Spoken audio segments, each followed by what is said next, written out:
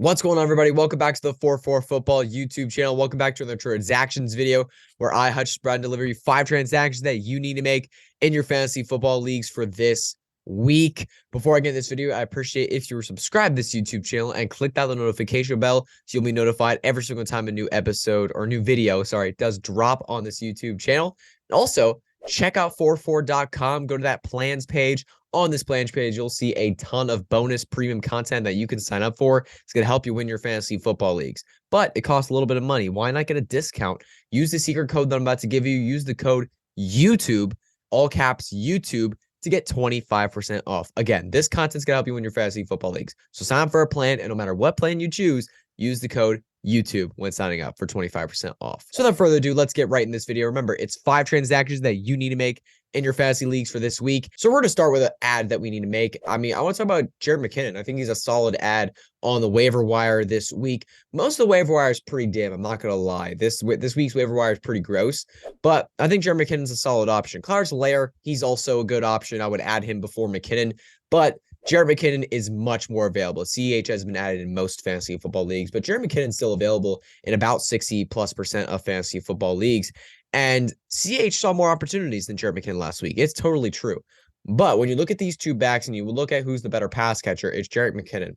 And this offense seriously needs a pass catcher. They really do.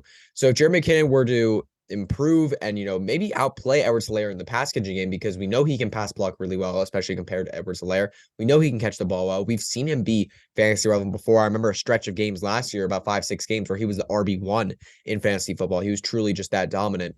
If he were to get, a ton of targets in this offense, which they potentially could need him to do for them, Jerick McKinnon could be a really good fantasy piece. So get him on your teams, get him on your bench. I don't know if I'd start him this week unless you're that desperate, but if you're playing this week and you're in a fantasy playoffs, you're likely not that desperate for running back.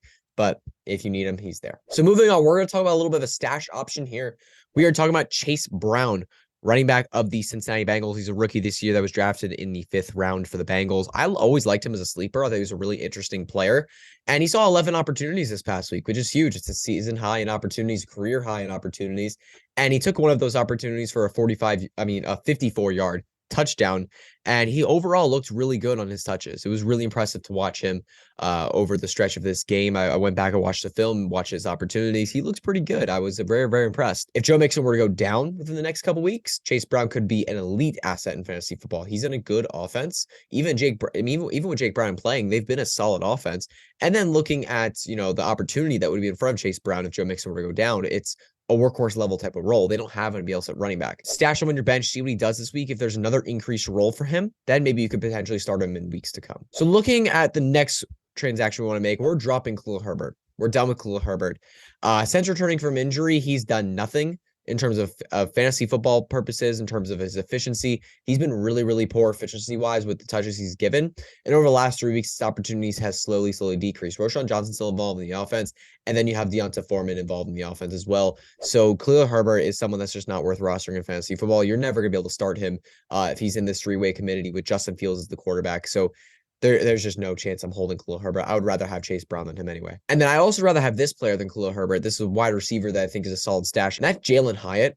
This past week, he had a career day, 100+ yards, highest amount of yards of his career, highest amount of targets of his career. Just a really impressive game. It wasn't like a blow-up game where he went for like 150 yards and a touchdown or anything crazy like that, but he really did have a breakout game, and I'm hoping he continues that for the rest of the season. So if Jalin Hyatt's still in your waiver wire, he's rostered in 16% of leagues. I've talked about this guy a couple weeks ago, and still nobody has added him.